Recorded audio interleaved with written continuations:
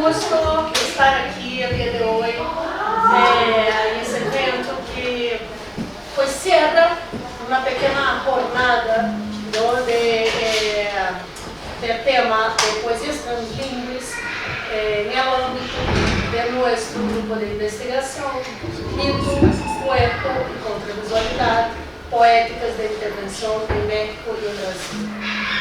Pues agradezco mucho a los colegas estudiantes que están aquí el día de hoy y sobre todo a Joy Guerrero, que es uno de los organizadores de este evento de Letras Hispánicas, del Colegio de Letras Hispánicas, Manuel García también del Colegio de Letras Hispánicas, y a nuestros invitados, bueno, nuestra invitada, la poeta Minerva Reynosa y el profesor Dr. Antônio Andrade de la Universidad Federal de Rio de Janeiro.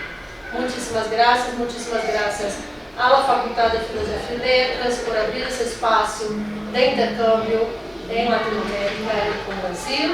Muchas gracias por todo el apoyo de la coordinación de investigación de esta facultad.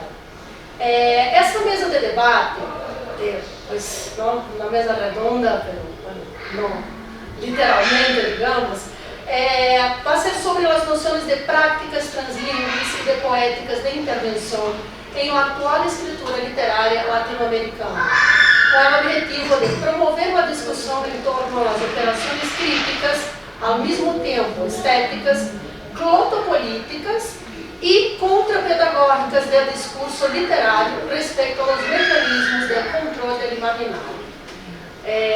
Pues estos temas venimos discutiendo durante la semana, ¿no? En el curso que nos impartió el profesor Antônio Andrade, ¿no? En el ámbito de los intercambios de investigación que marca que ese evento esperamos sea el primero de muchas actividades entre nuestros grupos de investigación, ¿no? El que coordina el profesor Antônio en UFRJ, Rio de Janeiro, que se llama Discursos, Prácticas y Políticas de Ensino de Línguas y Literaturas, DIPEL, y nuestro grupo de investigación, Cuerpo, Mito y Contravisualidad, Poéticas de Intervención en México y Brasil.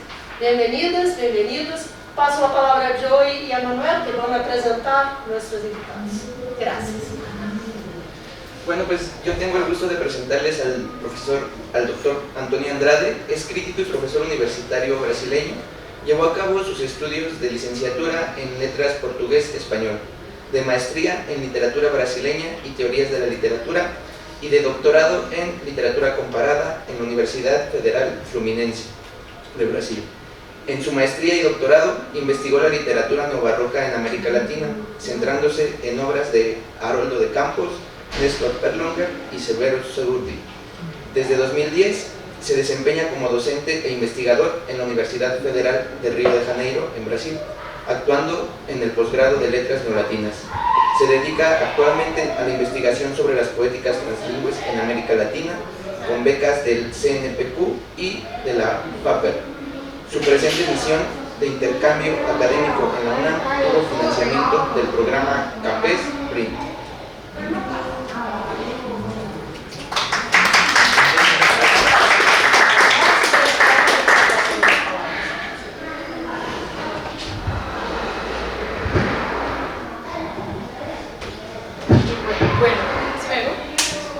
La doctora Minerva Reynosa, nacida en Monterrey, México en 1979, es poeta, gestora cultural y doctora en Ciencias Sociales por el Colegio de Michoacán.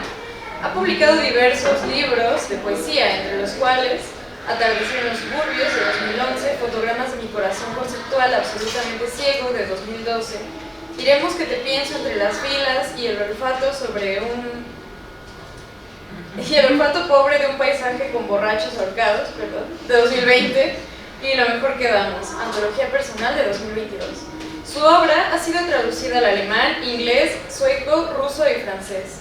Se ha presentado en congresos académicos y festivales de literatura en México, Cuba, Colombia, Estados Unidos, España, Francia, Alemania, Marruecos, Suecia, Rusia y Finlandia. Obtuvo el Premio Regional Carmen Alardín 2006 y el Premio Nacional de Poesía Clemencia Isaura en 2020. Actualmente colabora con Benjamín Moreno en el proyecto de experimentación textual, visual y tecnológico Venerva. Es docente online, consultora de literatura, gestora de distintos proyectos de sensibilización de la poesía y pertenece al Sistema Nacional de Creadores de Arte. Bienvenida.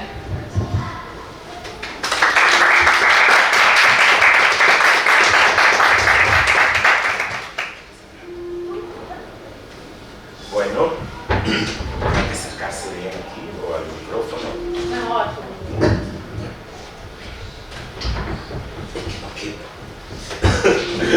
Bueno, muchas gracias. Me gustaría agradecerle en primer lugar a Claudia Sampaio por esa oportunidad de establecer un vínculo de relación académica, de intercambio académico entre México y Brasil, entre la Universidad Nacional Autónoma de México, que es un orgullo para mí estar aquí impartiéndoles un curso, dictando una charla en este espacio tan importante para los estudios latinoamericanos, y la Universidad Federal de Río de Janeiro, que conocemos bien, mi universidad, el programa de posgrado en letras neolatinas. Muchas gracias, Claudia, y gracias también a la Coordinación de Investigación de la UNAM, ¿no?, por la oficialización también de este proceso.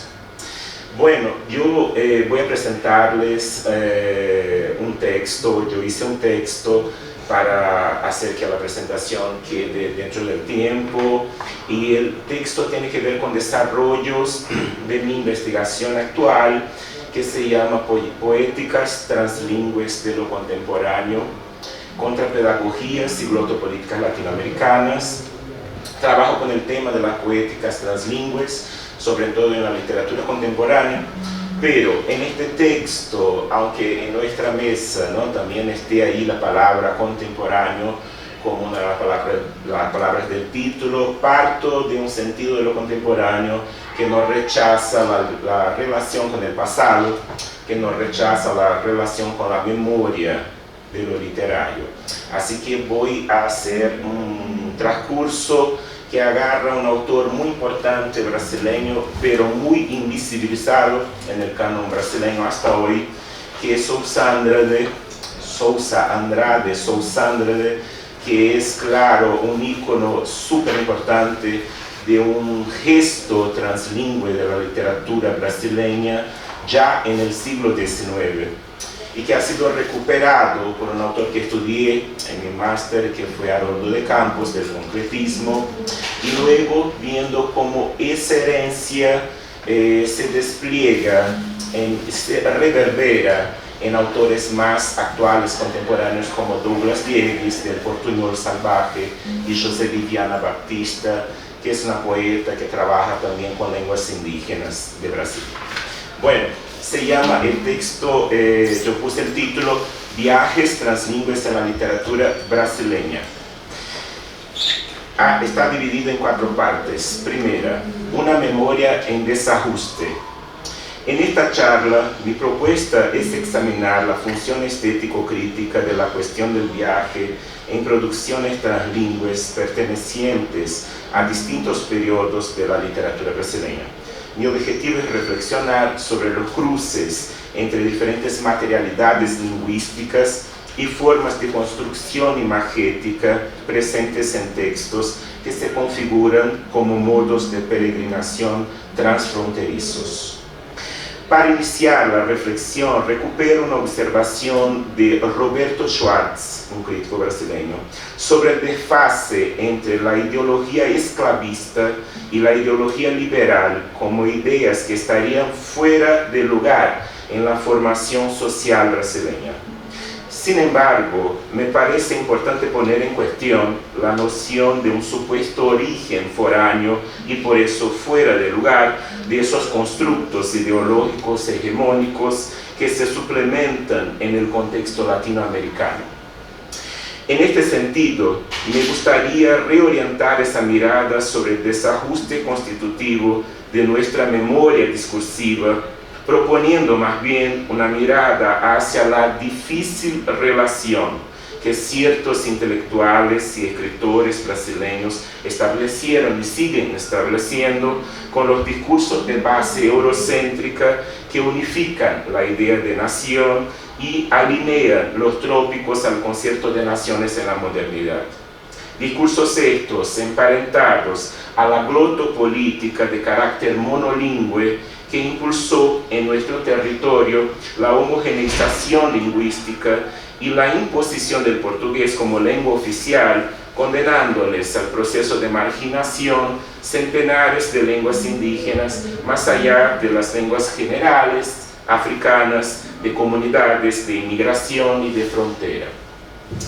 De ese modo, al volcar la atención hacia las prácticas translingües, transnacionales y transdiscursivas que se vienen desarrollando en la literatura brasileña a lo largo de su historia, aunque solo en los últimos años tales gestos de hibridación hayan ganado un poco más de visibilidad crítica, intento contribuir a la expansión de una perspectiva glotopolítica de lo literario, analizando los modos de escenificación de esa difícil relación en escrituras sin residencia fija, tomando de préstamo aquí a un concepto de Otmaret.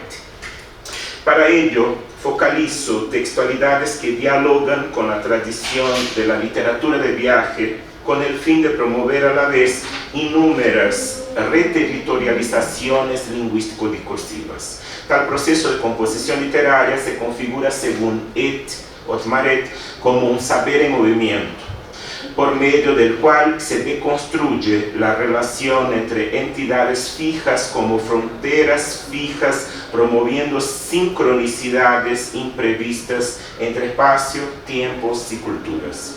Segunda parte, la errancia del Geza es el nombre de una de la más importante obra de Sosandra.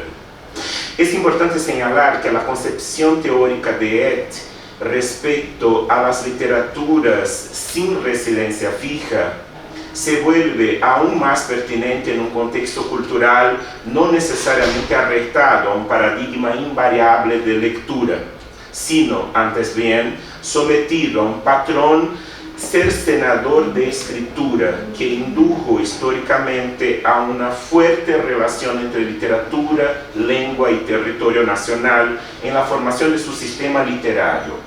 No en vano, Haroldo de Campos, uno de los responsables por el proceso de revisión del canon decimonónico y la puesta en escena de la poética sousandradina en la historiografía literaria brasileña, reflexiona sobre la confluencia entre O Geza, obra intitulada por Sousandra, publicada por Sousandra en 1888, con los escritos del naturalista alemán Alexander von Humboldt, evidenciando ahí una compleja trama que entrelaza experiencia viajera, vivencia políglota e intertextualidad en el ámbito de la obra del escritor brasileño.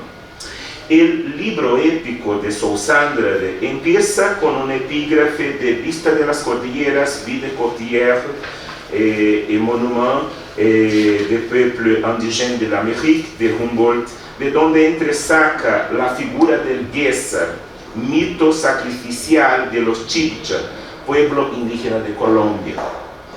Hay varias coincidencias entre la trayectoria viajera transamericana de Humboldt y la de Sousandra y también la de su personaje errante Geza.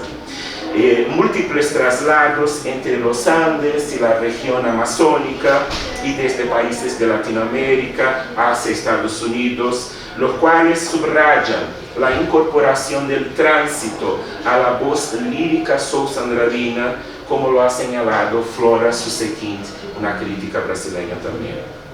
Sousandra, con todo, configura un diálogo ora exaltador, ora paródico con las referencias cosmopolitas y los escritos de los viajeros europeos de las Américas, lo que representa, en mi punto de vista, un proceso de distanciamiento en relación a los modelos letrados nacionales y reelaboración de la tradición eurocéntrica. En el canto 12 de Geza, por ejemplo, la blancura de la cordillera se ve comparada de forma solemne a las canas de Humboldt. Cito: céus, os Andes, qual nossa alma celeste, mais caía o sol, mais erguem-se e resplandem. Solitária é a glória em fronte adusta, cães de Humboldt, é bela a luz etérea, a alma brandida das solidões augustas. Ya en el canto 2 se hace mención irónica y teatralizada, recordando los autos del dramaturgo portugués Gil Vicente, al padre Humboldt, que figura ahí borracho tras haber tomado el curare, un preparado de hierbas con efectos relajantes, alucinógenos, hecho por los indígenas amazónicos. Cito: Pai Humboldt o bebia, com piedoso sorrir, igual, mas se ervada taquara dispara, cai tremendo tapi e rir. Como se puede notar en el fragmento del canto 12 arriba, la tendencia a la figuración imagética sublimatoria de la naturaleza se encuentra presente en la mayoría de las partes de Ogeza.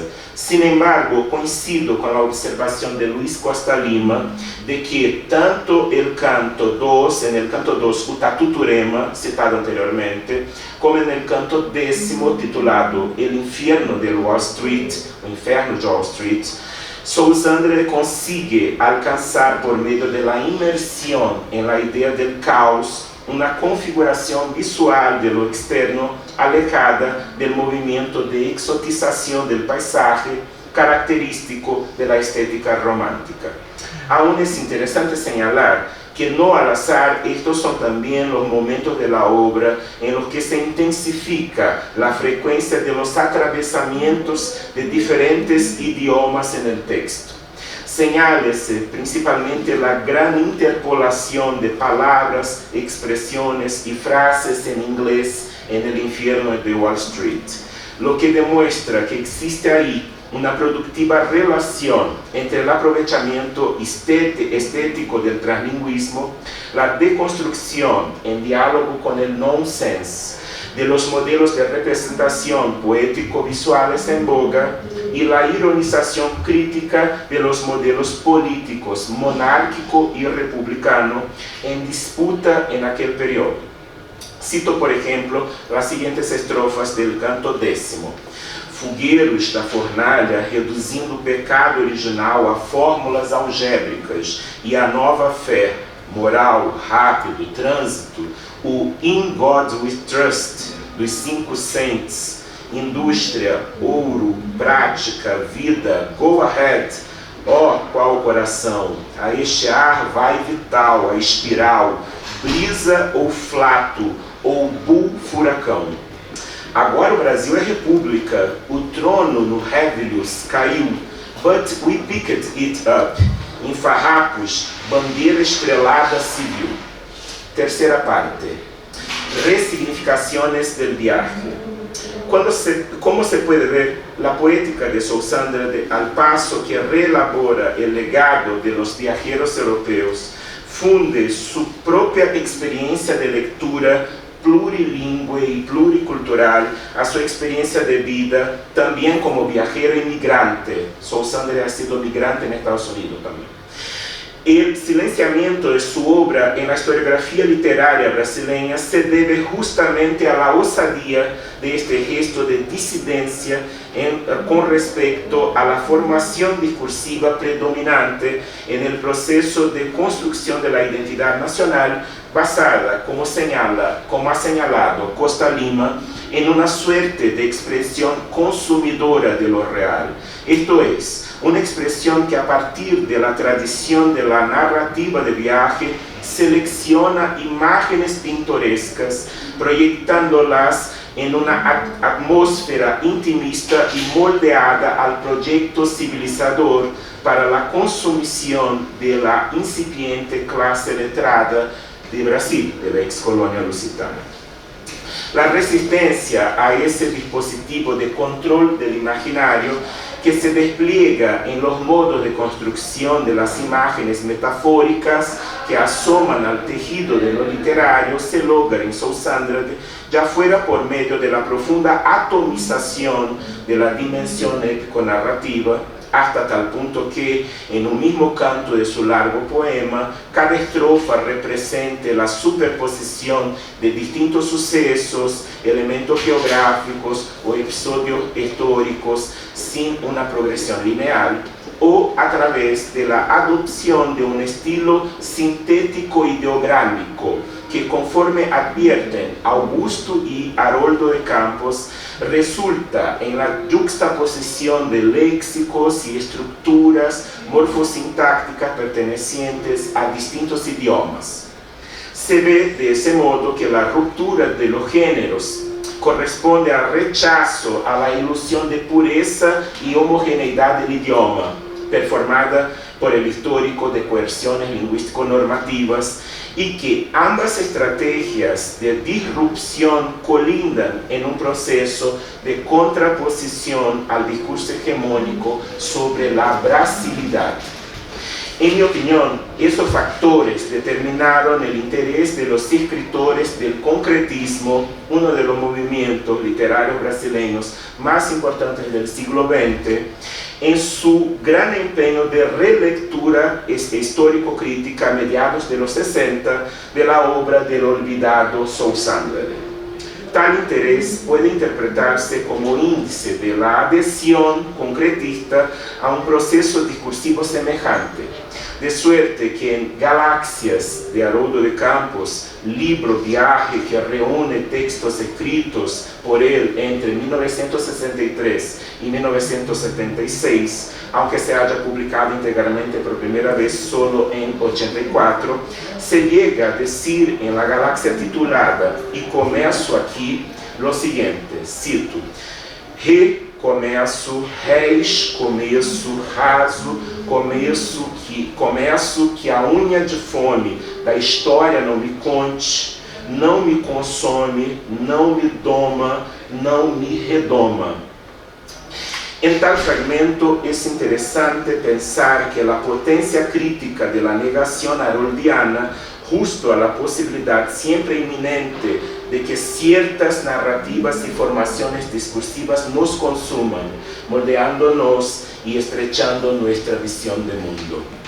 Tales narrativas configuran mecanismos de inscripción del sujeto en lo simbólico, movilizando por medio de la lengua signos identitarios nacionales y biopolíticas atravesadas por valores socioculturales y preceptos morales distintos en cada contexto. Si bien la voz poética ahí, desde su actitud de alternancia subrepticia entre segmentos idiomáticos diversos, trata de evidenciar cruces globales entre determinadas formas de coerción. Eso se percibe, por ejemplo, en la galaxia titulada Reza, Calla y Trabaja, en la que Campos, desde Brasil del año anterior a la instalación del golpe militar de 64, describe a la ciudad de Granada durante el franquismo, subrayando varios indicios de cómo la represión violenta, la castración religiosa y el miedo y la censura se inscriben en los cuerpos de la clase trabajadora. Cito: reza, calla e trabalha em um muro de Granada. Uma mulher cuidando de uma criança por trás de uma porta baixa e reza e trabalha e calla. Não sabia de nada e trabalha, não podia informar sobre nada e reza. Las galaxias de Haroldo de Campos corroboran de esa forma el proceso de deshacimiento de las fronteras entre lo nacional y lo extranjero, permitiéndonos reflexionar sobre el modo como los discursos que sostienen la hegemonía atraviesan diferentes condiciones de producción y recepción. Véase también como ejemplo el juego neológico de composición léxica que se puede leer como un intento de transcodificación del funcionamiento morfológico del alemán y la paronomasia entre los significantes moscas, moscas y foscas. En la galaxia como llaman los textos ahí, ¿no? Los poemas en prosa. No jornalario, en donde se critica el rol de la prensa y de los mass media en la producción de efectos de naturalización, allanamiento y vaciamiento del sentido acerca de los acontecimientos y problemas cotidianos, cito. No horário diário, semanário, mensário, anuário, todo junto, jornalário, moscas posam, moscas iguais e foscas, feito moscas iguais e foscas, feito foscas iguais e moscas.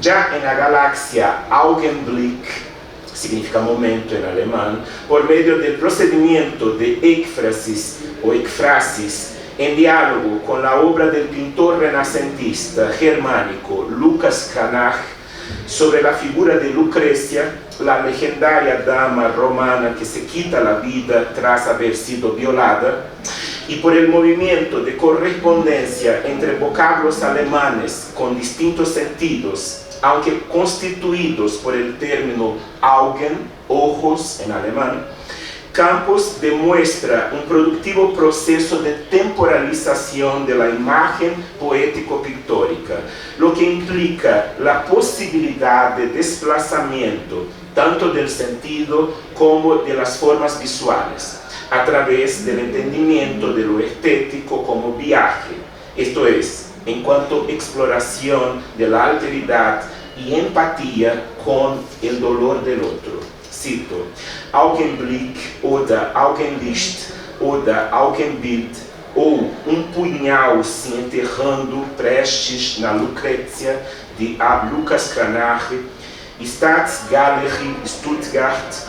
Quem a poderia ver de outra forma, quando nunca, sob o véu, vislumbre a gásia, o luftsopro do manto em tênues vibriças de ar. Essa obra post-vanguardista del concretismo, compuesta como una reunión de hojas sueltas, reniega de maneira doble em la galáxia titulada Isto não é um livro, la inmediatez de sua identificação al soporte libro e mais especificamente al género relato de viaje.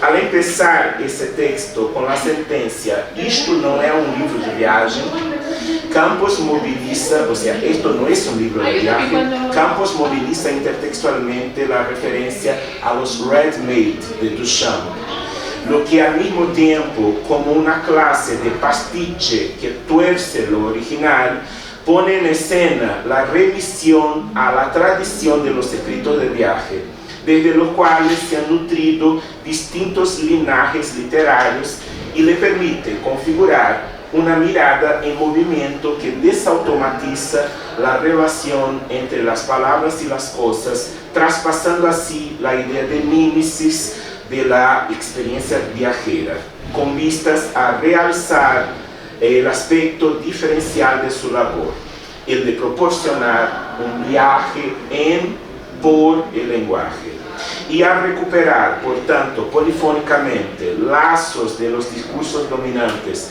que sobrevienen a la par de los atravesamientos lingüísticos presentes en el texto, el autor nos ayuda a deshacerlos, redefinirlos y resignificarlos como una apuesta por una poética nómada y suplementaria, capaz de escudriñar los modos de organización del discurso a fin de deconstruir su lógica. Cítese a propósito un fragmento de la galaxia Les Zikachen, déjenlo hablar. Mais livro pode ser uma Fahrkarte, bilhete de viagem, para uma auléu viagem, alha viagem, e tudo que se diz importa, e nada que se diz importa. Quarto e último, outros paisajes transfronterizos. Los boletos de viaje que las poéticas transfronterizas les enderezan a los poetas actuales, al parecer, poseen puntos de llegada y formas de interpelación distintos.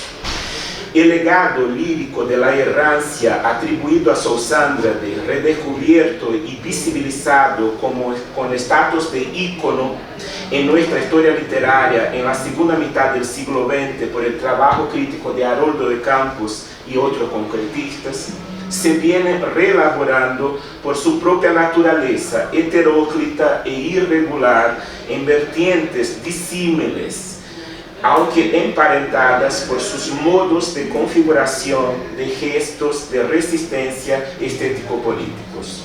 Es posible encontrar en el escenario de la poesía brasileña reciente, desde la reivindicación de otros circuitos lingüístico-culturales, vinculados sobre todo al portuñol como lengua de contacto y a la vez dispositivo paródico ligado a lo macarrónico, vinculado a lo macarrónico, hasta dicciones que optan por la adhesión a una visión cosmológica holística, marcada por la idea de expedición hacia adentro. Obsérvense primeramente algunos ejemplos de la escritura de Douglas Diegues en El astronauta paraguayo, que es un librito cartonera de los muchos que hay ahí en ese circuito del portuñol, editado de modo artesanal por la cooperativa editorial argentina Eloísa Cartonera en 2012. En esta transepopeya en portuñol salvaje, la figura del viajero errante con belleza de Sousandra, que hace grandiosos recorridos transcontinentales, principalmente en buque, se ve transportada ahí a la imaginación mediática juvenil prevalente en los 70 y 80, marcada por la cuestión del viaje al espacio. Sin embargo, en el texto de Diegues, en lugar de una representación encajada en el género ciencia ficción, se elige focalizar de manera jocosa ora la zona fronteriza, cito, el astronauta paraguayo delira de saudades volando sobre la triple frontera, ora posibilidades pequeño-burguesas de tránsito interregional, nacional e internacional, cito, el astronauta paraguayo pasa batido por los cielos de París, São Paulo, Lagoa Santa, Curitiba, Ponta Porã, Berlim, Cacupé, Madrid, Ñuguaçu, Roma, Samber, Curepilândia y Pedro Juan Almodóvar Caballero. De ese modo, el viaje translingüe propuesto por Diegues, autor nacido en Brasil y criado en la frontera con el Paraguay, Ponta Porã, hace frente a los contornos de la noción de brasilidad, ya fuera porque le transpone a la escritura el fenómeno lingüístico del portuñol, o por identificar a su personaje, un alter ego, como un paraguayo, en detrimento incluso del posible uso del término brasiguayo, utilizado ahí para nombrar a los habitantes de esa frontera.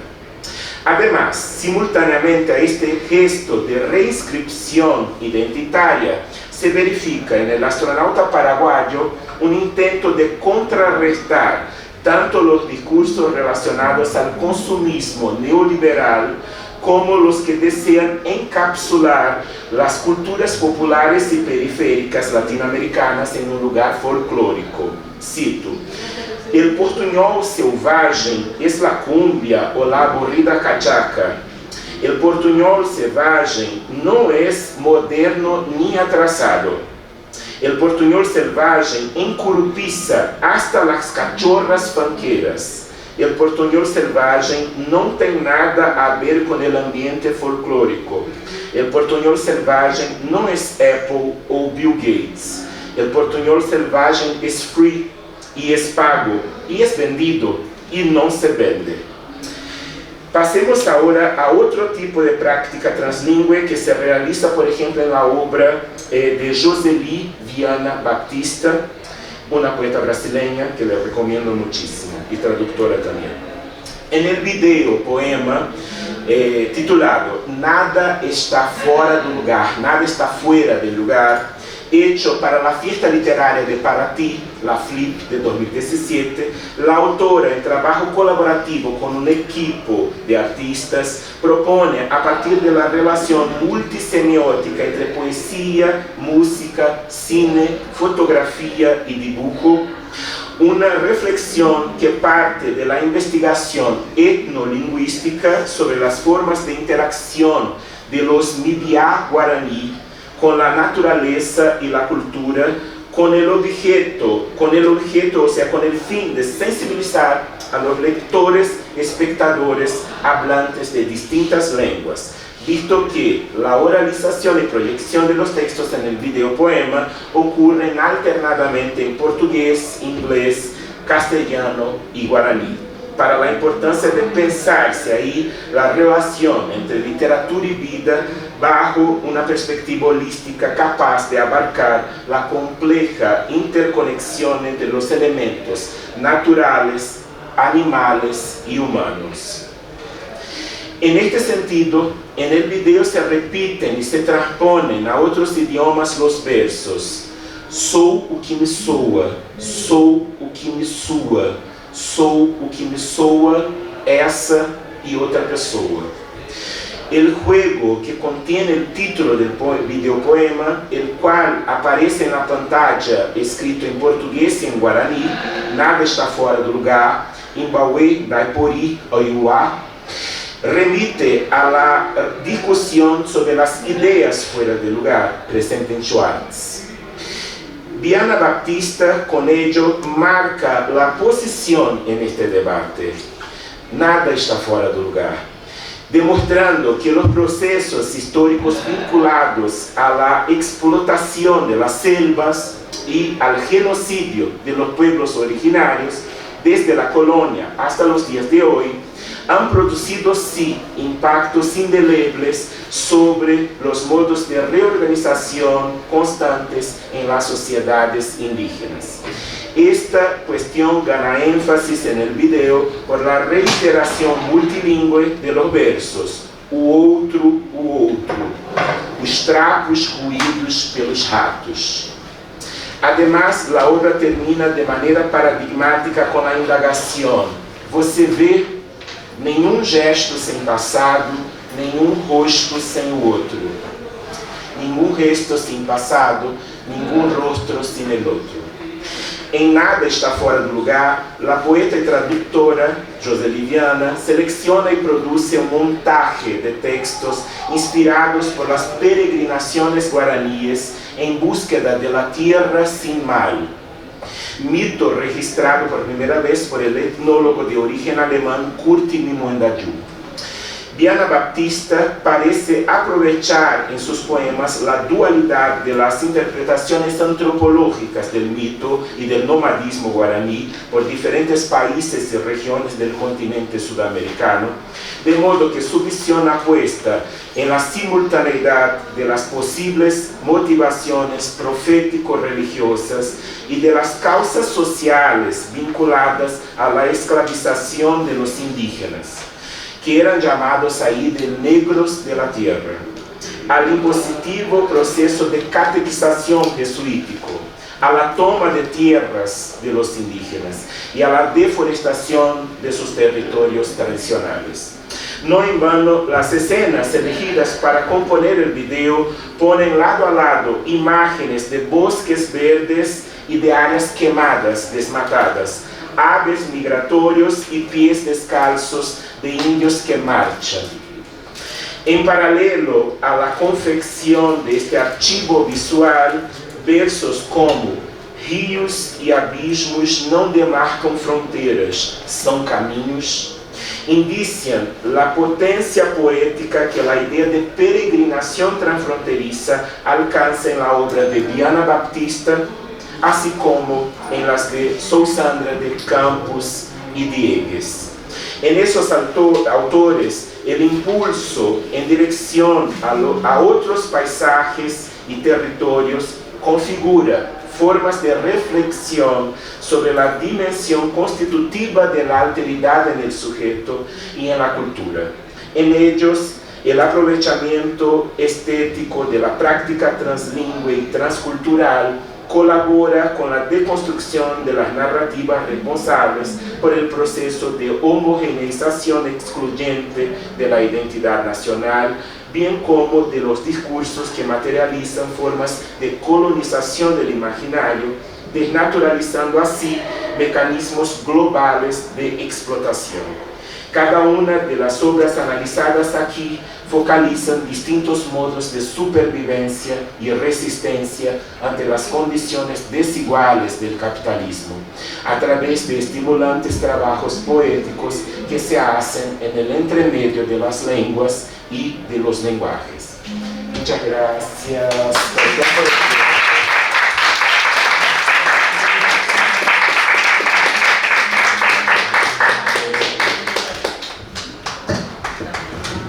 Muchas gracias, Antônio, pues un super privilegio pues me gustaría solo hacer como que una pues un panorama aquí general, porque así tuvimos el curso, ¿no?, que impartió el profesor Antônio sobre las poéticas translingües, y donde él nos habló pues com mais detalhes de todos estes procedimentos, incluso de outros autores distintos a los que ele trajo hoy. José Liviano Batista é uma poeta increíble, se necessitam leerla. Ela é tradutora do Popol Vuh, tem uma relação com México muito entrañable, ¿no? E, bueno, e eu creio que o mais lindo assim desse encontro, ¿no?, onde o tema são as poéticas translingües, é justo este lugar, ¿no?, del lenguaje vivo, ¿no?, del lenguaje que reta a estes lugares de autoridade, de intento de pues aprisionarlas desde conceptos de nación, como, ¿no?, dijiste, pues também el transcurso de las clases, y pues ir a ese control del imaginario, ¿no?, ese concepto de Costa Lima, pues que sí tiene todo que ver ahí con y los estudios de frontera, por supuesto, ¿no? Antônio se concentrou, se enfocou muito em los autores brasileiros e, sobretudo, esse tema do portunhol salvaje, não é, essa tríplice aliança, não, Paraguai, Argentina, Brasil, é um tema de fronteira, não, que também em Brasil há todo pues, esse lugar pulsante e de potência criativa deste lugar da fronteira. E Minerva Reynosa, não, também, isso me pareceu super bueno, por isso não, pensamos trazer-los a los dois, porque ela nos vai apresentar desde os poemas, não, desde essa prática translingüe também como isso Antônio, esta criatividade, este processo, estes procedimentos desde fronteiras, sobretudo entre México e Estados Unidos, não? Bueno, sí, frontera y otros ahí perdidos. Sí, pero paso la palabra a ella. Es una grande poeta mexicana, es una de mis preferidas. Entonces, una super emoción, un gusto estar aquí. Para bueno, hola, ¿qué tal? Muchas gracias. Bueno, yo estoy bien contenta y bien feliz porque sí, no puedo.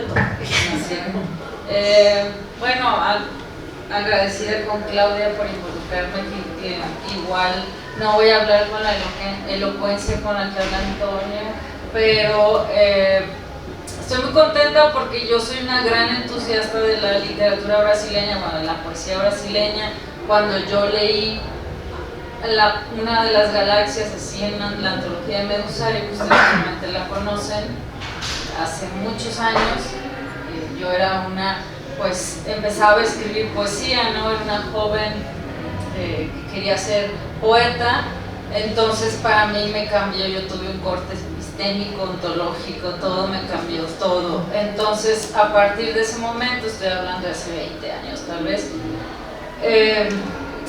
desgraciadamente nuestra relación con la literatura brasileña es muy extraña, es distante, pero al mismo tiempo es lejana, pero para fines, yo creo, institucionales, la literatura brasileña está presente, no sé, yo lo veo ahí como raro. En fin, entonces, sí, yo estoy muy contenta por escuchar a Antonio, bueno, todo lo que yo he aprendido en Claudia, y bueno, algunos presentes aquí como Paola Abramo, que es una gran traductora y poeta, una traductora de letras brasileñas y portuguesas al español, pero, y bueno, como paréntesis, estaría bien que Antonio viniera, bueno, aquí con ustedes, y luego yo no lo voy a acabar. Yo me lo llevo por todo México, que de mi curso de galaxias. Yo me muero. Y bueno, todos estos textos que les voy a compartir, algunos libros los tengo completitos en PDF, y yo se los voy a mandar a Claudia. Si luego ya se los piden o los bajan de la página. Igual yo tengo Las Galaxias de Haroldo de Camus, una edición muy bonita de La Flauta Mágica, que se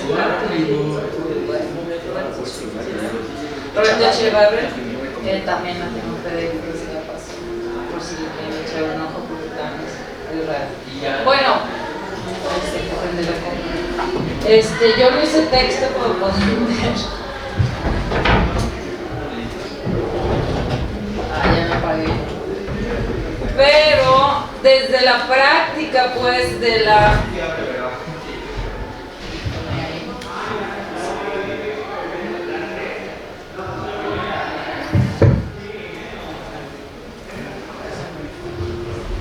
Bueno, yo les quiero... ¿Qué pasó?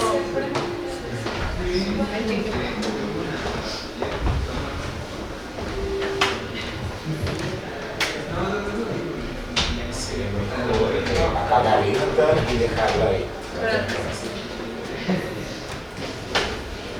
Bueno, yo les hice una pequeña antología, seleccioné algunos de los poetas que yo considero importantes en este momento en la literatura mexicana, sobre todo atendiendo a estos conceptos de los artículos tanto de Antonio como de Claudia sobre las poéticas de la intervención, lo translingüístico, y ver cómo este fenómeno de la relación entre dos lenguas, específicamente inglés y español, o la idea de la relación del español con respecto al territorio donde está y donde se está produciendo, que está todo el tiempo en contrapunto con la frontera, y estoy hablando de las poéticas, pues, del norte de México, que tienen, pues, de nuevo frontera con Estados Unidos. Por ejemplo, aquí está Bubararco,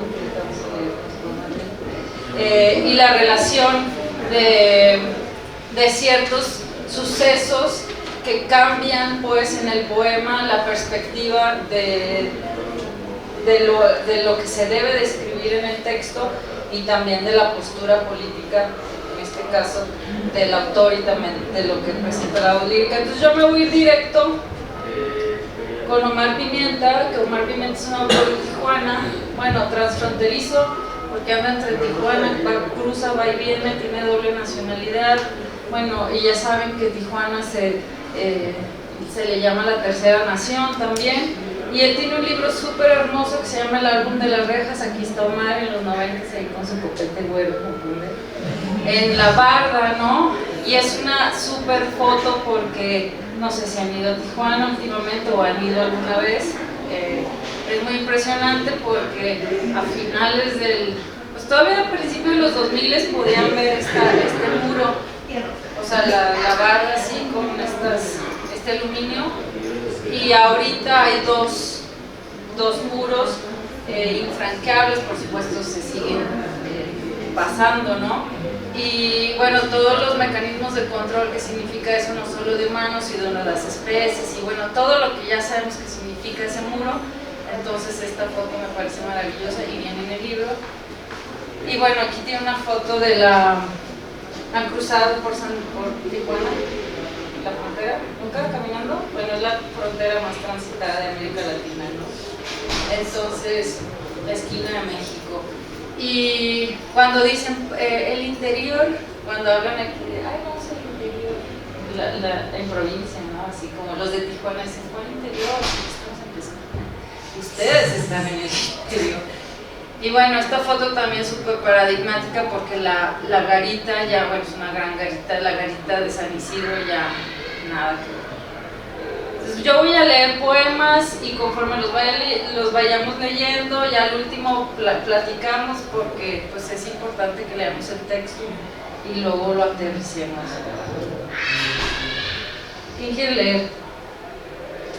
¿Quién quiere leer? ¿No? Órale. ¿Sí ves bien? Pero es que necesito de Venga.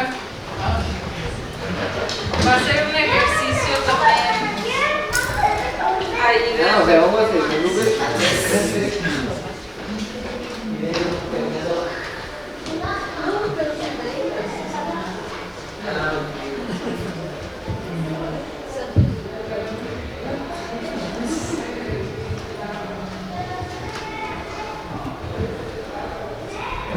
¿Sí? 6. A don Marcos y a mí nos mandaron a inspección secundaria, yo con mi cabello a corte de casquito. Tenía 6 años. Don Marcos 56, y lo recuerdo como siempre, con su gorra azul marino, logotipo de algún barco de guerra o tienda de herramientas. Habíamos cruzado la frontera muchas veces, en mi memoria, esta es la primera. Me sentaron solo en un cuarto, de don Marcos no supe nada por varias horas.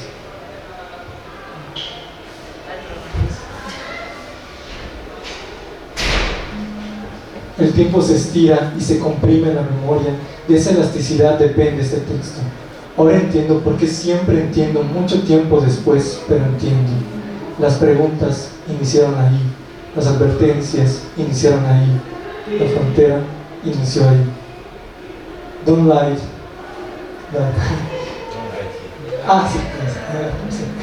Don't like it. Don't like it. He's not your father. He can be your father. Who is he? Nada más déjame hacer una acotación. Bueno, vemos, como les digo, Omar Pimienta es un poeta de frontera. La mayor parte de su poesía está centrada en experiencias, anécdotas del arraigo y de la identidad. Y bueno, vemos a través de los textos cómo hay un tránsito, ¿no? Hay un trayecto, un recorrido entre dos espacios bien específicos, más que nosotros podemos creer que son delimitados porque existen, ¿no? Usamos la frontera, pero obviamente los poemas de Omar, aunque está ahí, es una frontera que todo el tiempo se desdibuja, va y viene, es plástica y muy compleja, y estoy hablando de la frontera de Estados Unidos, México, en este caso Tijuana, San Diego, y a lo largo de sus textos, sobre todo en este álbum de Rejas, hay dos como númenes que están a lo largo de toda su obra, pero sobre todo en este, que son Doña Sara y Don Marcos, que son los padres de Omar Pimienta en la vida real. Y toda su poesía, digamos, se finca en esta idea del territorio, del cuerpo, pero también de la memoria y de esa evocación de cómo el paisaje transfronterizo ha cambiado, cómo cambian las relaciones familiares y cómo pues desaparece la persona, ¿no? La muerte y todo eso lo que significa. También hay una idea, esta idea del arraigo. Él escribe desde una noción del terruño, pero no es solamente Tijuana, sino es la Colonia Libertad. De nuevo, Tijuana creció al lado de la frontera, entonces el centro de Tijuana está justo pegado en la línea, y de las primeras colonias, en este caso la Colonia Libertad, que es donde Omar hace todo una obra alrededor de esa colonia, está justo donde empieza, como yo digo, la matria, ¿no? Que es México.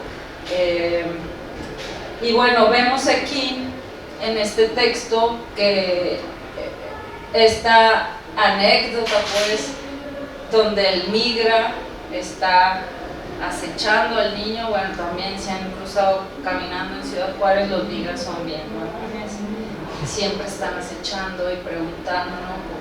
Y entonces estas preguntas pues detonan, estos poemas que son muy particulares, digo muy personales, pero al mismo tiempo son poemas o sea, que hablan de una situación específica política que nos está atravesando a todos.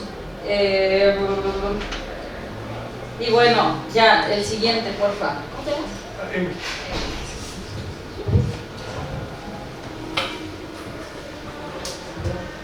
Tiene que pasar la pantalla. Aquí, sí, perdón. Este es Don Marcos. Todos los que conocemos a Omar, conocimos a Don Marcos en algún momento. Ya murió. 11.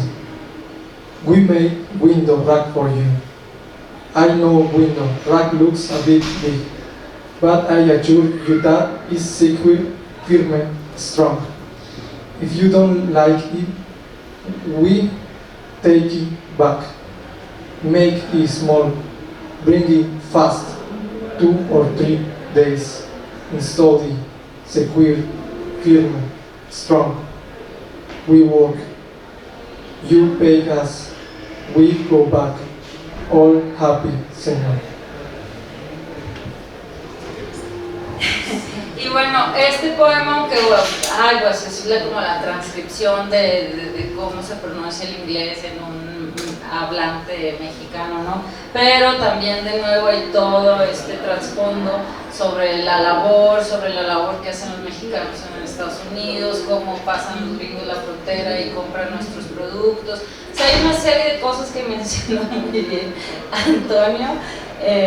Y bueno, yo a estos poemas les llamo poemas fronterizos, poemas mexas, poemas con doble nacionalidad, poemas con la tarjeta de Permanent Residence o poemas con ciudadanía libre. Por cierto, a propósito de la serie de libros que ha tenido Mar y este último, bueno, Mar tiene una maestría en la UCSD en artes visuales y tiene doctorado en letras por la San Diego State, creo. Él tiene un proyecto que se llama Pasaporte Libre o Ciudadanía Libre. Hace unas estatuas de la libertad así de como inflables, como lo de los niños, y hace un performance donde te da de hecho se pueden meter a su página marpimienta.com y piden su pasaporte de ciudadanía libre y les llega sellado. Entonces él tiene todo un performance donde pues está, o sea, no es esta necedad, ¿no?, sobre hablar del terruño y de la colonia de libertad, no es como sujetarse al recuerdo de su niñez y su vida, sino repensar la frontera a propósito de cómo los habitantes de ese lugar están todo el tiempo cambiando y cómo la frontera al parecer no cambia en el sentido de que la gente no puede pasar libremente, pero sí cambia el muro, cambian las políticas, cambian las formas de cómo muere la gente, o sea, las necroprácticas de los poderosos, en fin. ¿Alguien tiene una pregunta?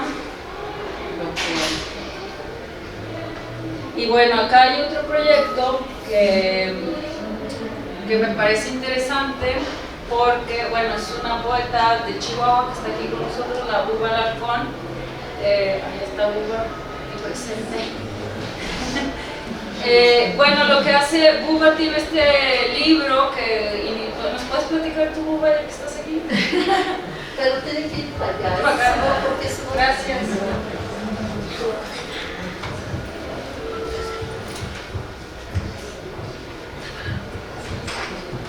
Oye, ¿cómo andamos de tiempo? 2 días. 2 días. ¿A qué horas? Sí. Cuéntales de Mukinori. Pues Mukinori es mujer nube en Rarámuri. Habla sobre Marisela Escobedo, conocen a Marisela Escobedo. Para los que no lo ubiquen, es la mujer que peleó por justicia para su hija y fue asesinada frente al Palacio del Gobierno después de que soltaron al asesino confeso de su hija. Ella en un plantón permanente se quedó frente al palacio y ahí la asesina musical. Entonces varias mujeres acompañamos a Marisela en marchas que eran de Juárez a Chihuahua, de Chihuahua a Juárez, de Juárez a la frontera, derechos humanos. Entonces tenía material de ella de pláticas, audios, entrevistas que le hicimos, que le hicieron, recortes de periódicos, y todo esto lo tomé haciendo algo como lo de el hip hop. El hip hop me gusta mucho porque es una manera en que democratizamos las rimas y para que se queden en nuestra memoria. Entonces lo que quería era hacer eso, tomar eso para democratizarlo y dejarlo en la memoria, y tomé, samplé las notas, los audios, todo esto, y lo puse para hacer unos poemas, como trabajando archivo muerto para hacer estos poemas. ¿Quién más les platico? Bueno, y a partir de eso, pues, bueno, el libro es un proyecto documental, pues utiliza documentos, aquí lo menciona, el archivo, diario de trabajo y la voz lírica, sobre lo que va creando. Y es bien interesante porque, de nuevo, aunque no está utilizando otra lengua extranjera o una lengua originaria de las tantas que hay en México, lo que está haciendo con este libro Buba Alarcón es que nos ofrece esta dimensión de cómo tomar el documento para poder poetizarlo, pero al mismo tiempo tener una postura a propósito de ese suceso, para que no se quede en la mera anécdota, que es una cosa bien interesante en la poesía en todos lados, ¿no? Que hay un suceso así terrible y nos ponemos a escribir, y el poema, creo yo, debe de superar la anécdota y debe como poetizar ese evento, y es lo que hace Buba con estos elementos que son ajenos, que bueno, que ya son prácticas que se han ido haciendo desde hace un montón de tiempo, pero bueno, esto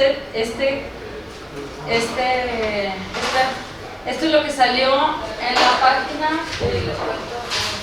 El día que murió Marisela, sacaron esta nota, un paseo por la Sierra Tarahumara. Era una nota turística, y yo creo que muchos de ustedes saben que las notas importantes van en la cara A, porque abres así el periódico. Esto salió en una 2A.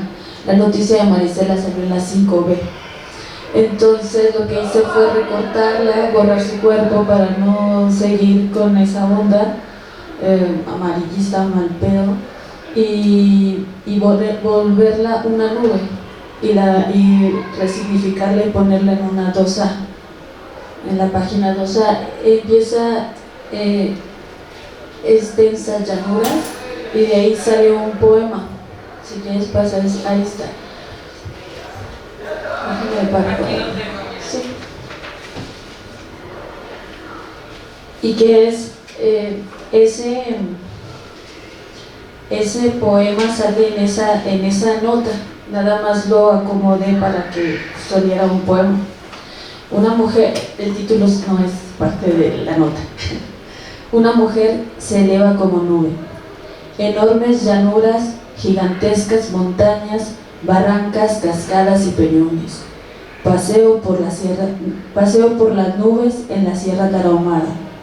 Federal 16. Pueblitos para pronunciar en voz alta: Tomochi, Basasiachi, Cusarari, Ricohuata. Árboles y pinos, apabullante fragancia.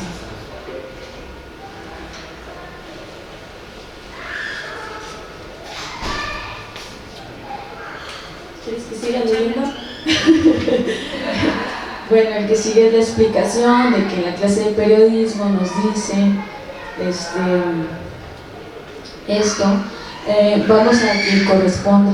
Había una Marisela, porque iba a terapia al Centro de Derechos Humanos de las Mujeres, y ahí había un círculo de acompañamiento donde escribíamos cosas, y yo tomé una foto de una cartita que ella hizo, y es esta de a quien corresponda.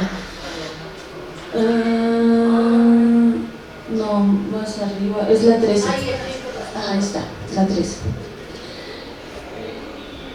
Ella tenía un nombre, personalidad, familia, una bebé. Rubí seguirá siendo Rubí, de 16 años, cabello largo, negro, mi hija. Esa es una cartita que le escribió. Luego aquí, el que sigue. Esto, aquí va un poema muy malo, impulsado por la rabia después del juicio en el que aún confeso, los 3 jurados dejaron libre al asesino.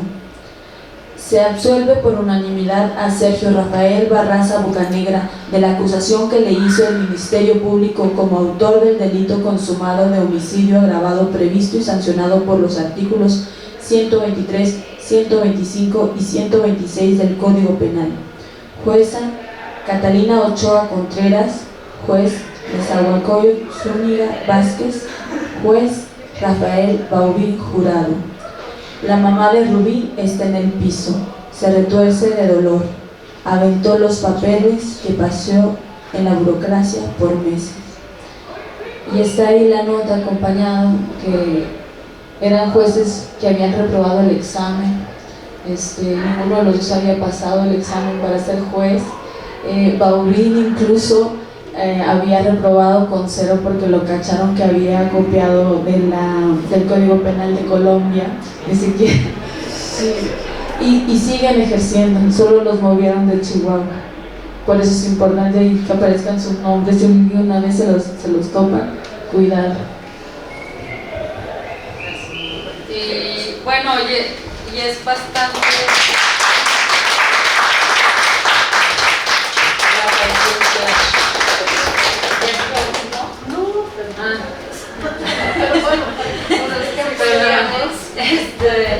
Bueno, y es bastante interesante cómo este tipo de escrituras dialogan con otras. No sé si se acuerdan, no lo puse aquí, se me olvidó.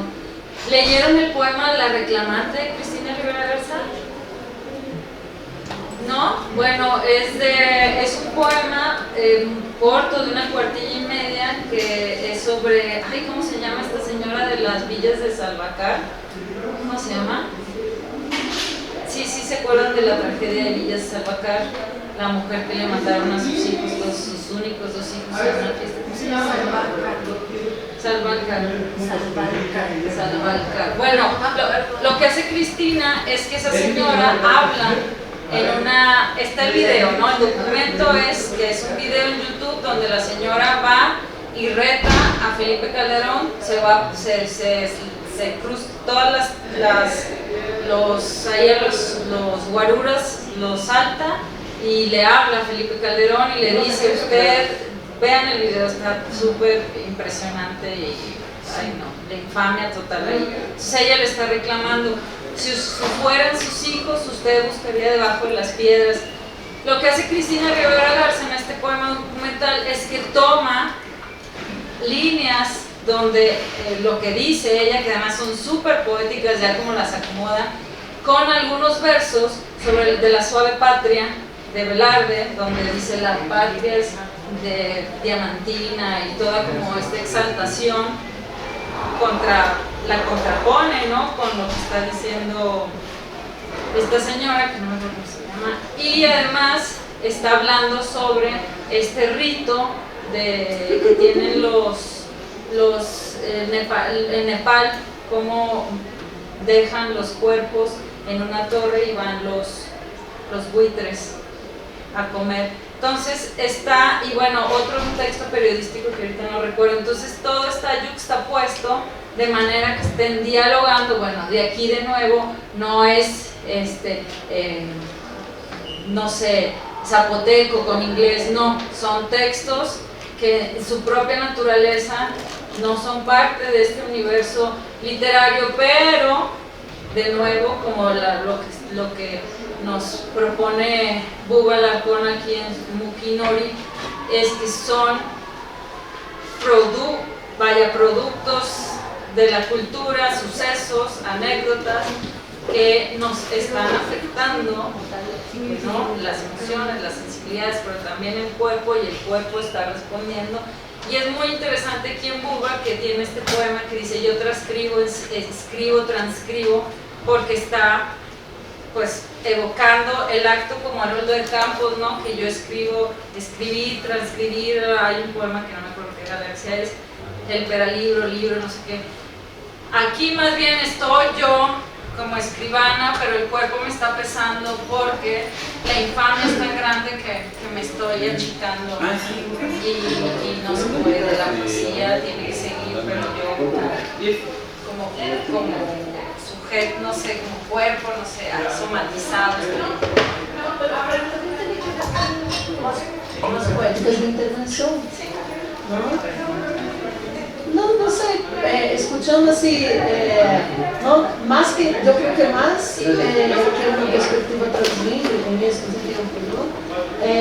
Hay ese juego, como dijiste, de esa justa posición entre diferentes lenguajes, ¿no? Y sobre todo esa cuestión documental, ¿no? Desde este procedimiento de pequeñas intervenciones, interferencias, producir algo también en los cuerpos, en la imaginación de los que están viendo, no sé.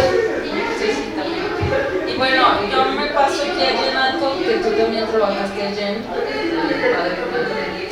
Jen Atuk es una autora de Monterrey, mitad regia, mitad inglesa, y ella hizo este libro cuando estaba la onda de la guerra, allá en principios del 2010, se publicó y bueno, ya saben, había descabezados, todos los que tiraban ahí en la calle, ¿no? Que era muy común en el norte, aquí también yo creo.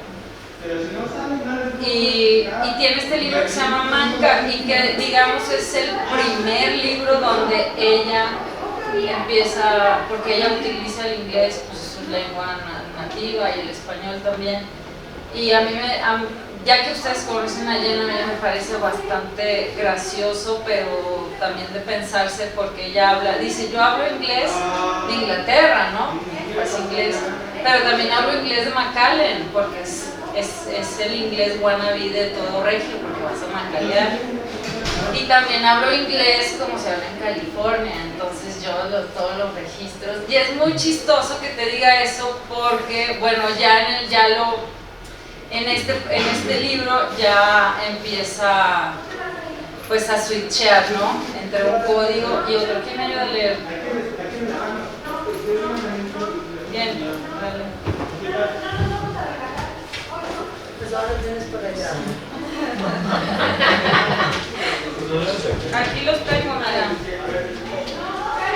No, incluso ella firmaba Joana, ¿no? Juana. Se llama, es que Jen, pero ahora es Juana. Es que yo le digo Jen, como ¿no? Tengo que leerlos, Pues si quieres uno y lo otro. We are now #1 in the world for the industry of kidnapping. I read in the paper, but I fled, porque no quiero saber. I don't want to hear. Que me quiten all the numbers, knowledge. Can only take place within cierto radius, que se extiende por mis limbs hasta mis toes and fingers, and those within the reach of mis toes and fingers, of my dedos and dedos uncut, by gardening shears, unused for ransom fingers I can drum, en la mesa while I gaze out the window onto my leafy street, wondering whether la razón for my depression tal vez sea mi dieta, or the weather perhaps. Y ya ni me acuerdo de how I walk down the escaleras del metro, and I dog and beggar making the people scene of herself kneeling on the broken glass and smearing bloody broken glass on her arms and cheeks, and how I never used to notice que el bombardeo, the tragedies had become so competitive. We are now the número uno kidnapping capital of the world. Leí en el periódico, pero huí porque I don't want to oír. Get todos los números away from me, knowledge. Que solo sentí dentro de un certain radius that spreads through my extremidades and into my toes and fingers. And those within reach of my toes and fingers, of my dedos and dedos uncut, by gardening shears unused for ransom, dedos I can drum, on the table mientras miro out the window onto my leafy street, preguntándome si la reason de mi depresión might be something in batalla o el clima quizá. And I can even remember cómo se descendía the subway stairs, esquivando a una mujer homeless haciendo herself una escena lastimera, hincándose en broken glass and smearing bloody beavers rotos on her arms and cheeks. Y como I nunca used to notice that the barrage of tragedias had become tan competitivo.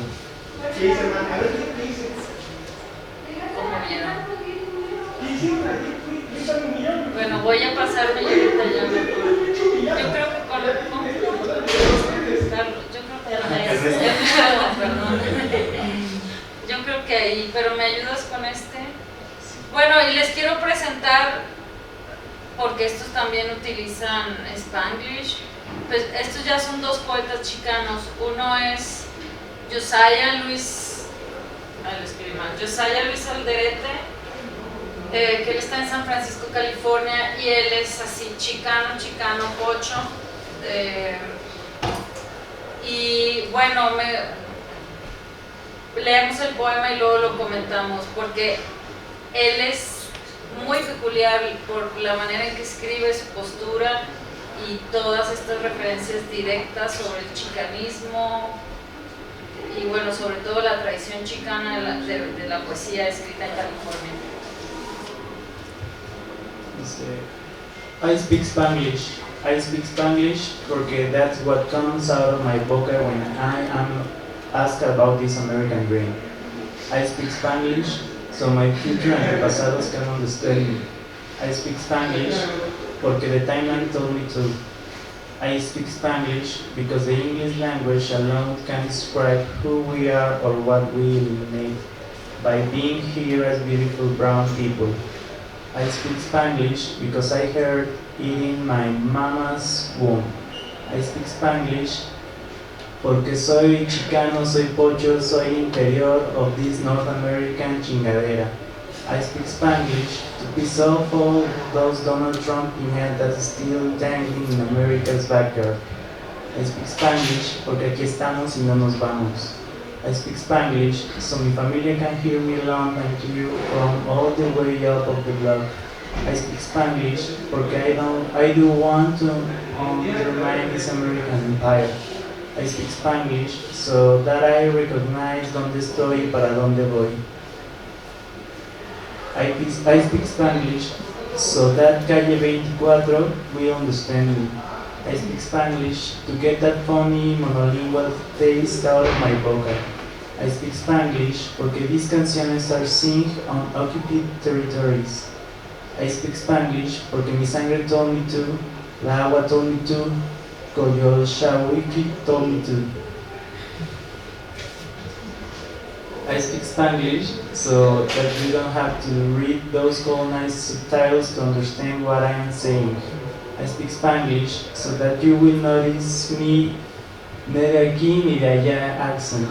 I speak Spanglish to infiltrate the Baptist spiritus still trying to manifest destiny or brown asses from beyond the grave. I speak Spanglish porque they've hidden our tierra from us with racist concrete and with man terremotos. I speak Spanglish so that I can mispronounce borders that shouldn't fucking exist. I speak Spanglish porque one day mis huesos will be buried right here and I want them to hear the echo.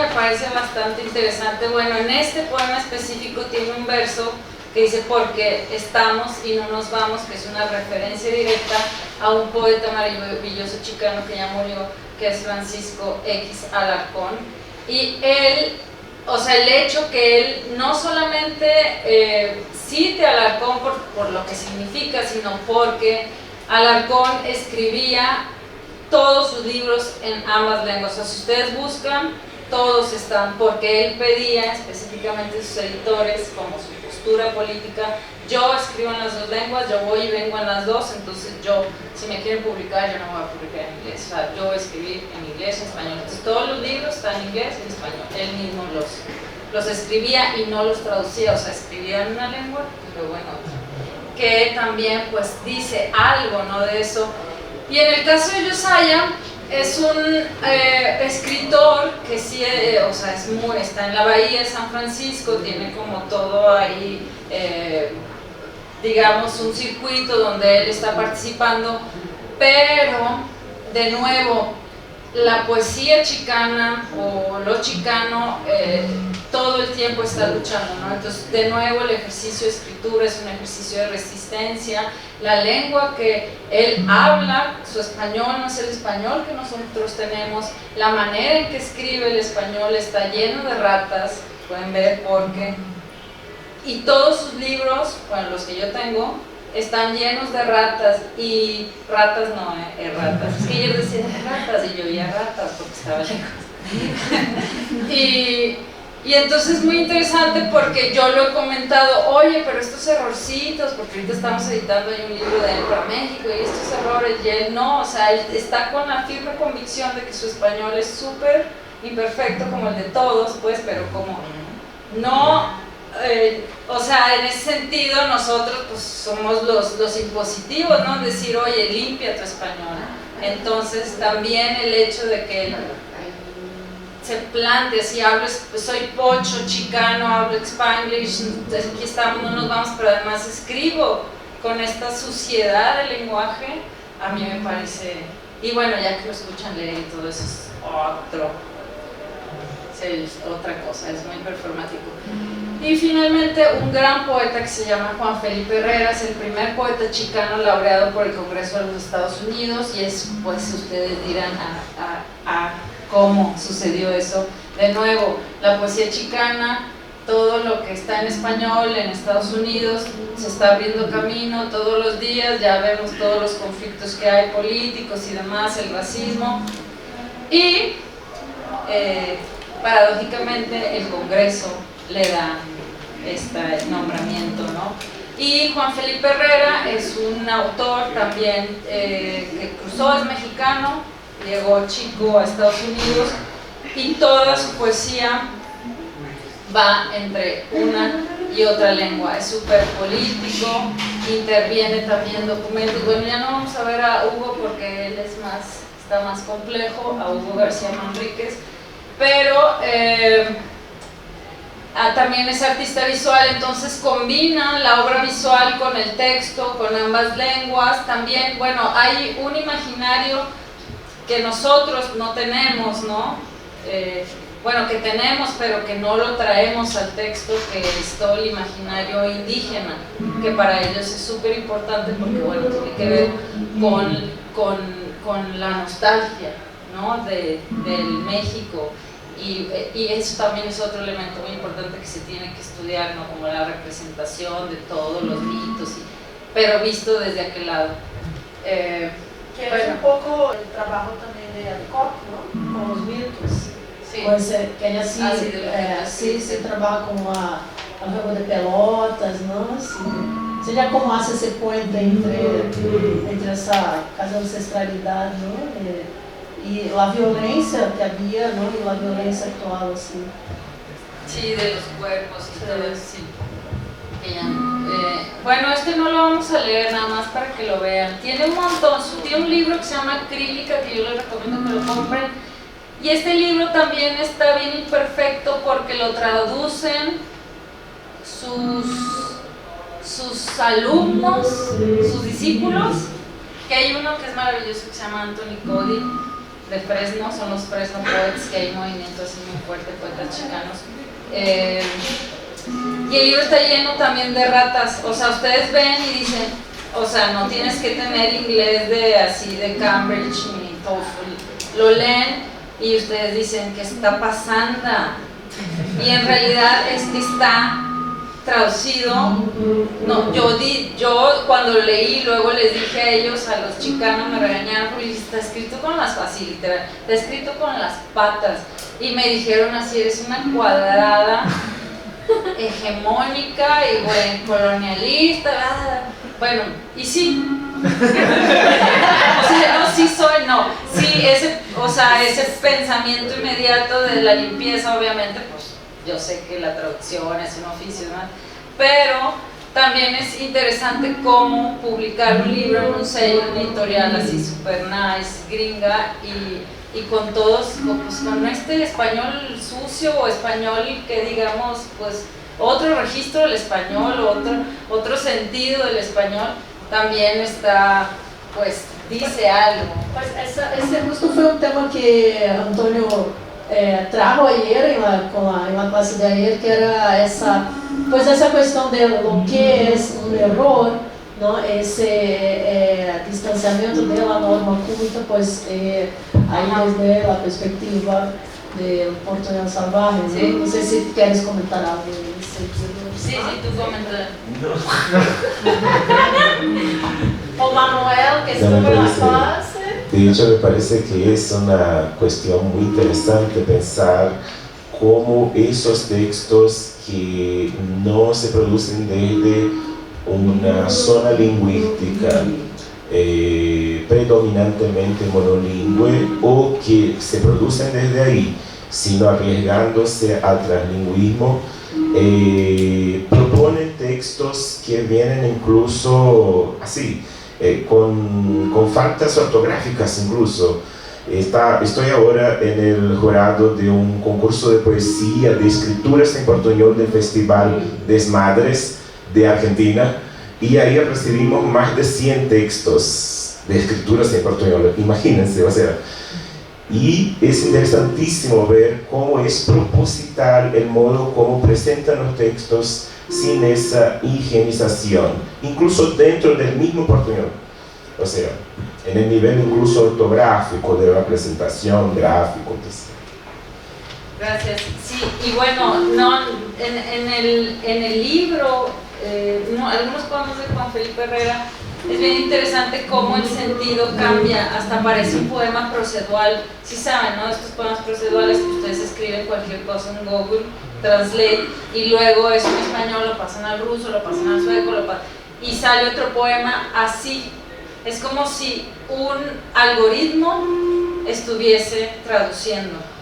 Entonces, en nuestro pensamiento hegemónico, no cuadrado, pues yo como lectora de poesía al principio me sentí pues como me han timado con este, bueno, ya no me lo regalaron, tampoco es que me gasté mi dinero, pero así como me han timado, pero luego entiendes, ¿no? Porque también hay todo un trasfondo, o sea, efectivamente, como decía Antonio, de esa higienización, de esa idea de que el español que deben de hablar los chicanos debe ser el español de Cervantes, ¿verdad?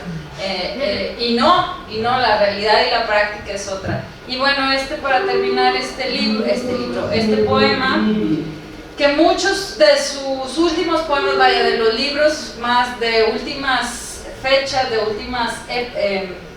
última década, podemos decir así, y con su trabajo visual, hace estos textos.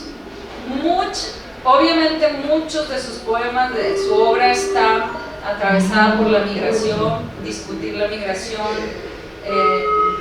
discutir lo de la caja, el ICE y todas esas cosas.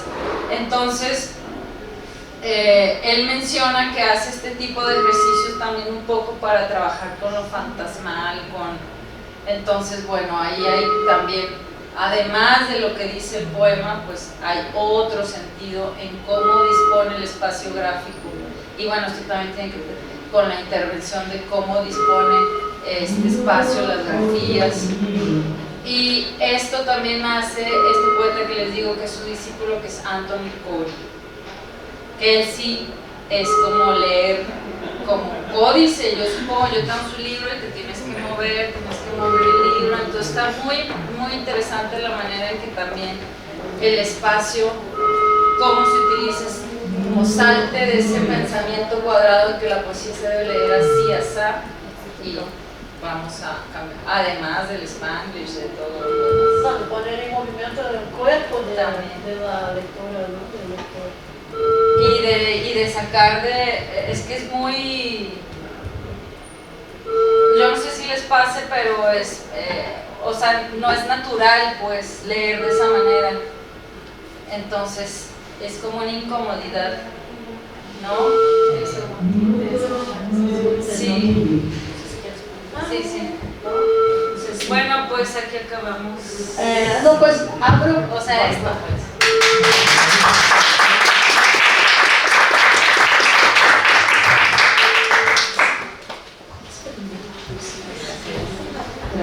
Pues tenemos unos minutitos para las preguntas, el debate.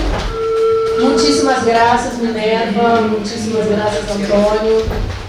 Pues, lástima que hay solo hoy el tiempo, eso sí hay que seguir ahí estos diálogos, pero bueno, no sé si alguien tenía alguna pregunta.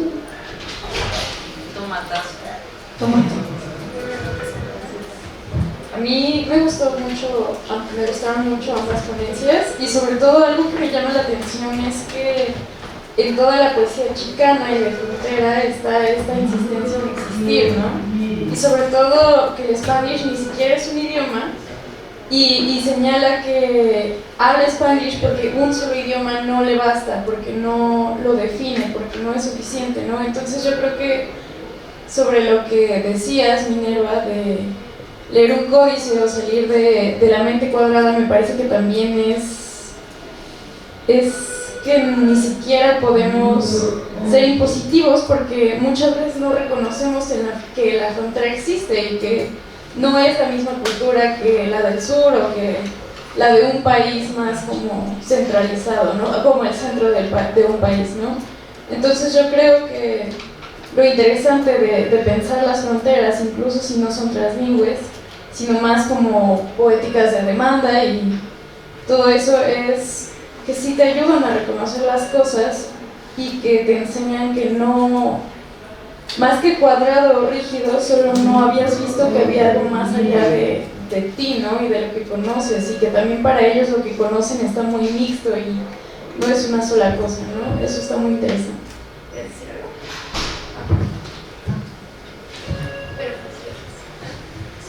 Bueno, y que fue muy interesante escucharlos a los dos porque con el curso de Antonio se había entendido esto de las prácticas translingües, o sea, se dejaba muy en claro las tensiones, ¿no? Que era como por resultado de tensiones externas a la lengua, ¿no? Contexto social, político. Pero ya al escuchar también a Minerva, queda muy en claro que también, o sea, es muy importante las fuerzas internas del hablante o toda esta postura que él toma dentro de las prácticas translingües, porque pues en realidad, como nos hacías ver, es una postura política y estética, ¿no? El hecho de utilizar o realizar textos de esta manera, ¿no? Y pues es una postura muy activista, no sé cómo decirlo, o sea, porque pues o sea, como tú lo decías, no es una alternancia subrepticia, ¿no? O sea, es como un contraponerte, ¿no? No solamente postularte, sino en realidad contraponerte a lo que se está dando, ¿no? Es como muy interesante, fue como muy complementario escucharlos a ambos. Y que somos tan parecidos. Brasil y México, hermanos corazón. Me gustaría decir también de la alegría de estar en una mesa con Minerva Reynosa. Es otra cosa que le tengo que agradecer a Claudia, las maravillas que me hizo en México, entonces súper. Y bueno, increíble que hayan encontrado cruces ahí. Y una cosa que me llama mucho la atención en esa cuestión, ¿no? En comparación de las ponencias o de las cuestiones que estamos tratando, es el modo como ellos intentan hacer un trabajo de cruces entre idiomas que son políticamente bastante distintos en el proceso histórico de conformación.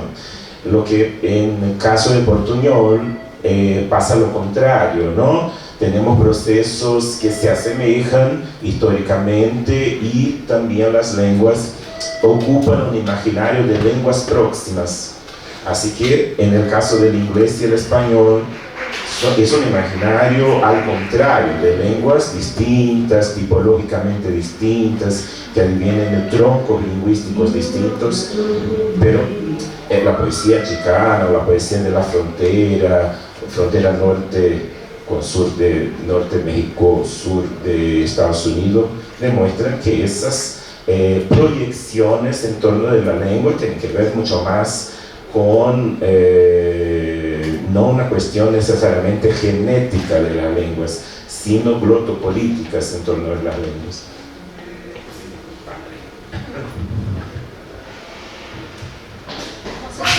¿Alguien quiere? ¿Sí?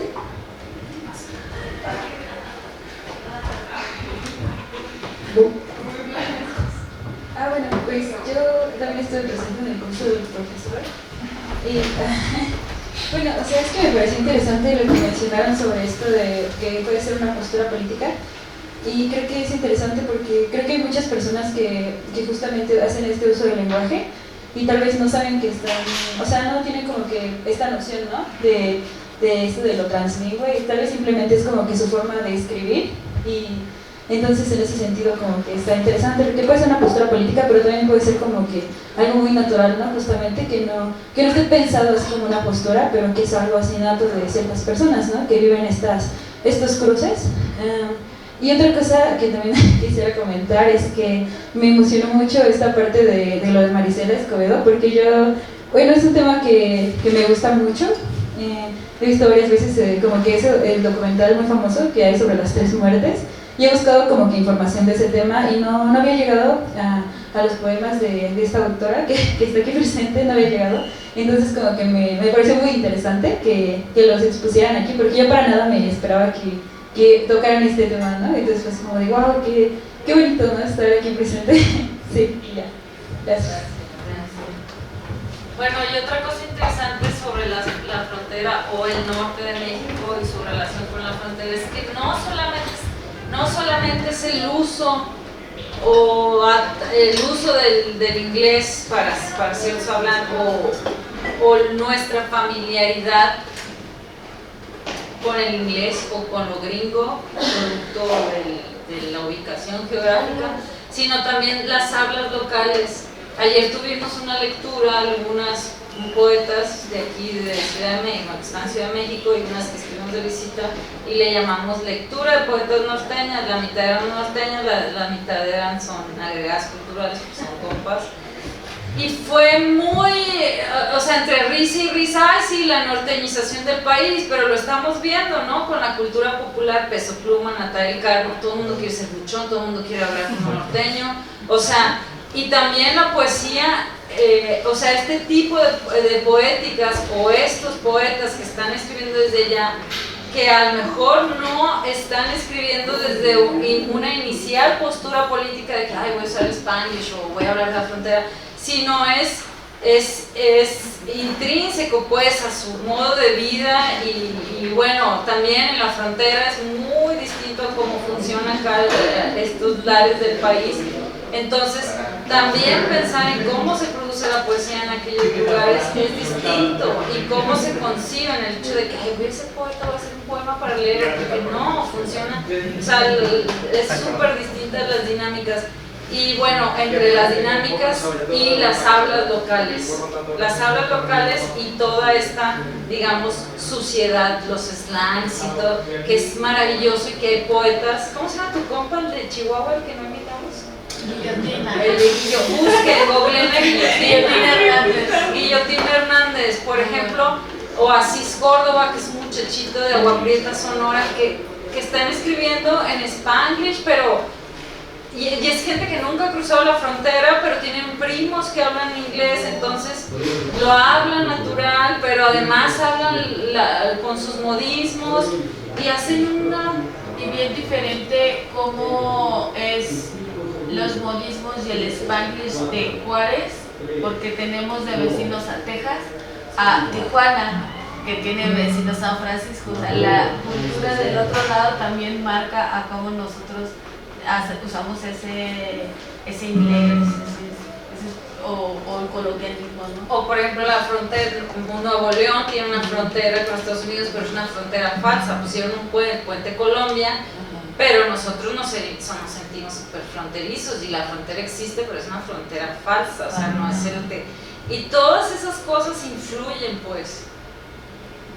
Pues Minerva no trajo sus poemas, pero medio pudo. Pero justo lo que me parece increíble, pero trae libros. No, lo que me parece increíble es eso, es tratar de una complejidad, ¿no?, humana, ¿no?, y bueno, política, social, pero con un lenguaje que en portugués yo diría gostosa. Entonces, pues invito a todas y a todos a leer también, ¿no?, la obra de Minerva, y pues está en nuestra página ese material, ¿no?, tanto, bueno, todo el material del curso de Antônio y el material que nos trajo hoy Minerva, y el texto, los textos que esperamos el año que entra publicar ahí una coetânea de investigadoras, investigadores, estudiantes que pues han estado participando en el grupo de investigación, ¿no? No, solo me gustaría agregar que tengo la misma impresión de lo que dijo Minerva y que ustedes también dijeron en sus comentarios, y en otro texto mío pongo algo sobre eso, que me parece que si hubo en el pasado linguistic turning, cultural turning, me parece que está en un momento de una gira glotopolítica en torno también de las expresiones de lo literario, no solo en el sentido de experimentar con el lenguaje, sino de traer a flote fenómenos, cruces que sí existen, que sí pueden, que no sean idiomas reconocidos por los estados, pero que sí existen y que pueden ser trabajados también estéticamente con diferentes fines, más próximos al registro de lo oral o menos próximos del registro de lo oral, ¿no? O sea, y me parece que eso configura un gesto glotopolítico de la literatura actual, quizás un nuevo turn, pero eso me parece que entra mucho en los modismos teóricos, pero que en verdad está ahí un otro impulso de la literatura, ¿no? Y bueno, ya nada más para yo cerrar, pensar también en la poesía en lenguas originarias, porque ellos están haciendo otra cosa, pero ahí sí yo no les envío, pero hay poetas que están cambiando, sí. Sí, pues muchísimas gracias, ya se nos fue el tiempo, y gracias a todos que vinieron, y pues nada, muchísimas gracias.